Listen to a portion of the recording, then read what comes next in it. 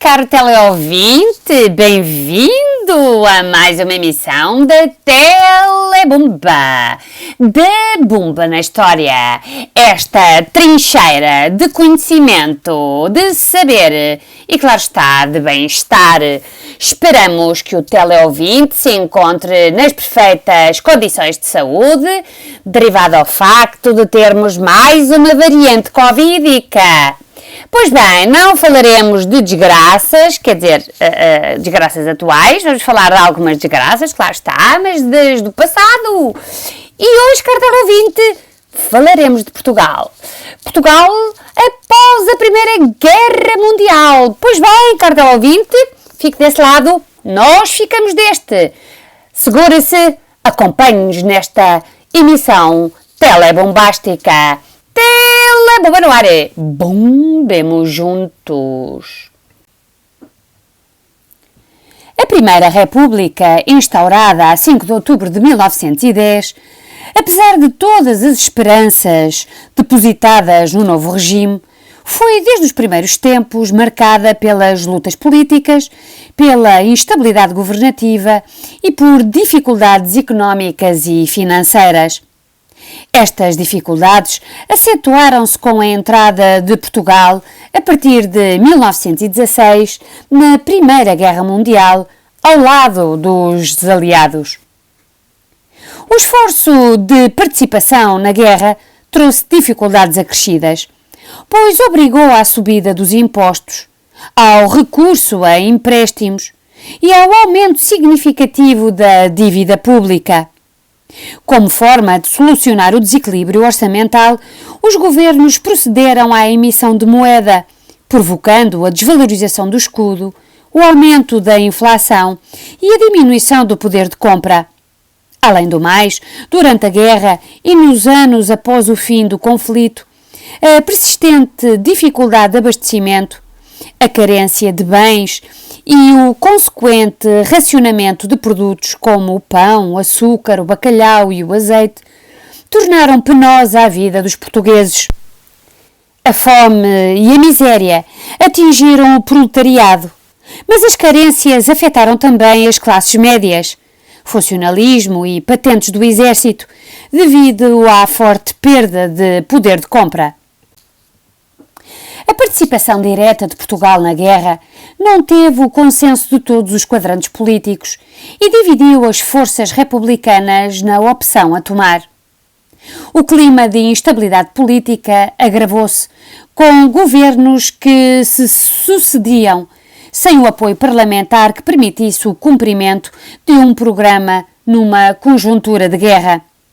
O ambiente de instabilidade política, com várias tentativas de golpes, sublevações monárquicas e lutas entre fações republicanas, a incapacidade governativa, a crise económica, a redução do poder de compra e o clima de violência e de crispação social e política desgastaram a Primeira República. A par dos problemas económicos, o crescente afastamento entre os partidos republicanos e as suas bases sociais de apoio, como o operariado e as classes médias urbanas, acentuou o descontentamento social. As greves sucederam-se, as arruaças eram frequentes, os atentados bombistas, a agitação anarco-sindicalista e o início da divulgação das ideias da Revolução Bolchevique, o perigo vermelho, criaram um clima insurrecional. A esperança de que a República tivesse capacidade para governar e conduzir o país ao desenvolvimento e à prosperidade apagou-se. É precisamente neste contexto de profunda crise económica, política e social que em 1917 há uma revelação a 3 crianças: o aparecimento da Senhora Luminosa. Num tempo de ataque à Igreja, foi curiosamente um jornal republicano que mais publicitou estes acontecimentos e reforçou o papel da Igreja junto das populações mais pobres. Apresentamos de seguida o trailer do mais recente filme sobre o Milagre de Fátima.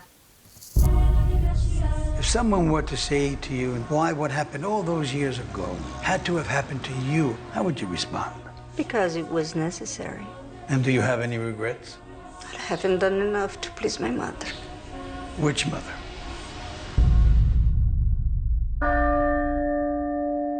Every time I read the name of one of our boys who lost his life, I have great admiration for them. They defend our progressive ideas that will free our country from religious superstitions.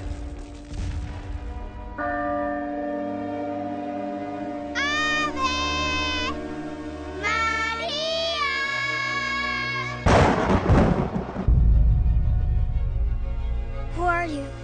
I come from heaven. Who are you talking to? What do you want from us? I can see her now.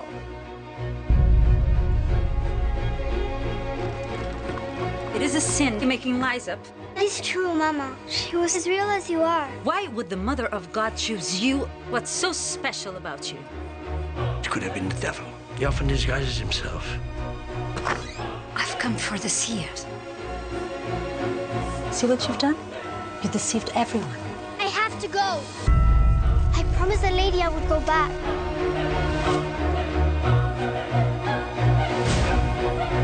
What harm can 3 little children possibly do? What is dangerous is what they represent. A huge crowd of people. We need to stop them. We came to see our children. I want my child is dead!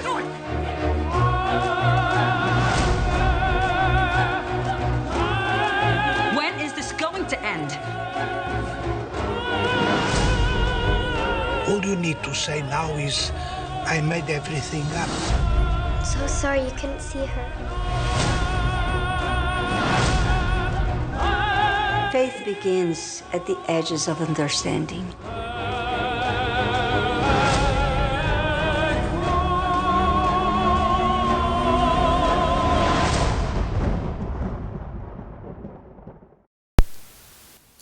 O ambiente que se vivia na dimensão política, económica e social criaram as condições para um golpe de Estado, que ocorreu em 5 de dezembro de 1917, quando o Major Sidónio Pais, recém-chegado de Berlim, ocupou com os seus apoiantes a Rotunda, lugar simbólico onde a República tinha iniciado a Revolução de 5 de outubro.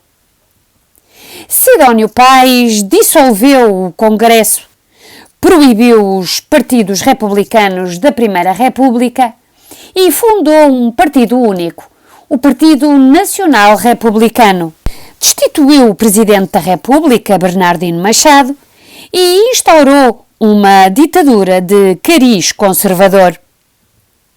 O programa político sidonista tinha como objetivos retirar o poder ao Partido Democrático de Afonso Costa e à República Velha e pôr fim à participação de Portugal na Primeira Guerra.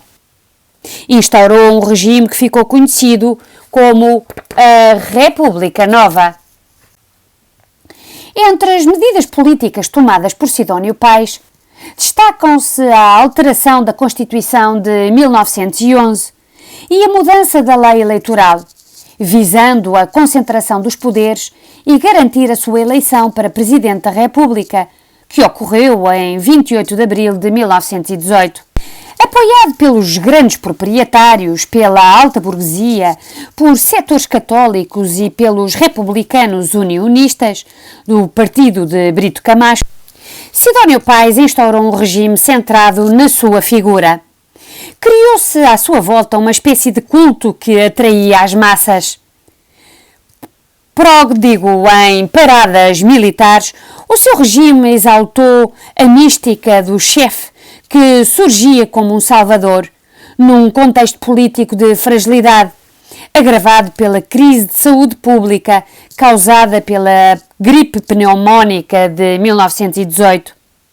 Sidónio foi para uns um Dom Sebastião e para outros um misto de presidente-rei. Apesar do sidonismo ter sido um regime autoritário que contou com meios repressivos e com ações ideológicas de propaganda, não conseguiu pôr fim ao radicalismo político e ao confronto entre monárquicos e republicanos, acabando por ser vítima dessa instabilidade. Em dezembro de 1918, o presidente Sidónio Pais foi assassinado. Após a morte de Sidónio Pais, o país viveu um ambiente de quase guerra civil, com revoltas e a tentativa de restauração da monarquia. Os monárquicos, liderados por Paiva Couceiro, formaram juntas militares no país e em janeiro de 1919 foi proclamada a monarquia em Lisboa e no Porto. Em Lisboa foi efêmera, mas a chamada Monarquia do Norte durou cerca de um mês, até fevereiro de 1919, quando os republicanos entraram no Porto. O país estava fragilizado e, apesar da realização das conferências de paz que se iniciaram em Paris em 1919, nem por isso a situação melhorou. Portugal enviou Egas Muniz como chefe da delegação portuguesa. Esperava-se que as negociações fossem vantajosas, quer a nível das reparações de guerra, quer no reconhecimento do domínio português sobre o Império Africano, ou ainda no esforço do papel de Portugal na cena internacional ao nível da Sociedade das Nações. Esperava-se também credibilizar a República. No entanto, os resultados ficaram aquém do esperado, quer para os militares, quer para a opinião pública em geral. O regime republicano não conseguiu melhorar a credibilidade devido à corrupção, aos incidentes parlamentares e à falta de autoridade do governo. Em 1920, foram 7 os governos que se sucederam, aumentando o clima de ingovernabilidade. Foi nesta conjuntura que, a 19 de outubro de 1921, ocorreram revoltas marcadas pelo assassinato de políticos republicanos, no episódio conhecido como Noite Sangrenta.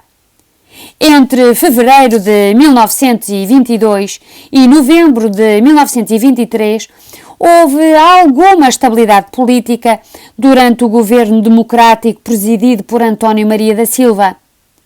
Com a demissão deste ministério, vários governos se sucederam entre 1923 e 1926, que em vão tentaram fazer face ao grave problema financeiro e orçamental.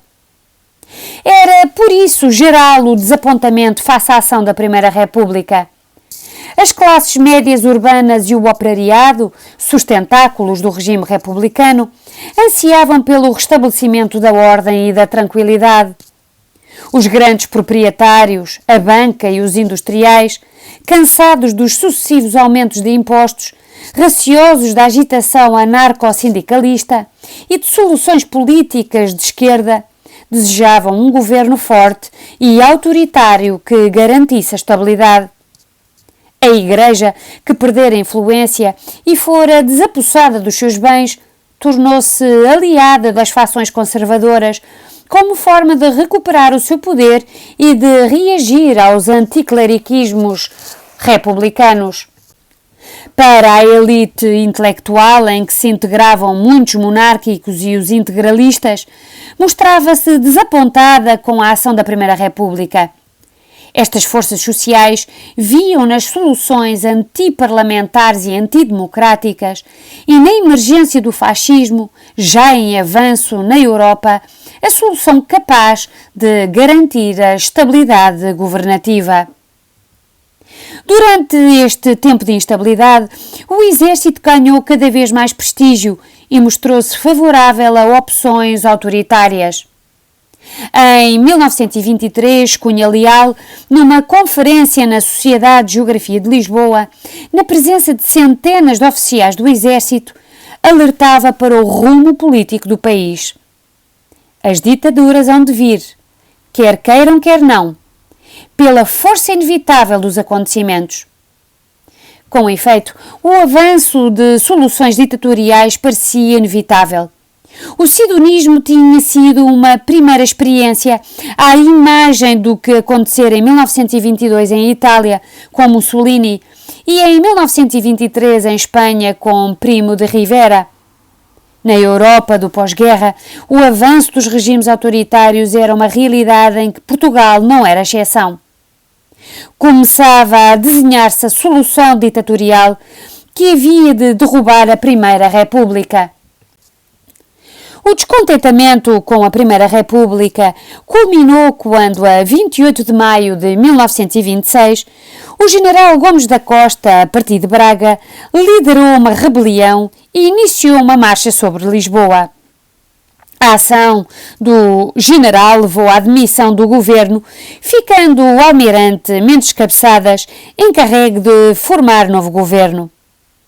Com a renúncia de Bernardino Machado à presidência da República, Mendes Cabeçadas concentrou o poder nas suas mãos.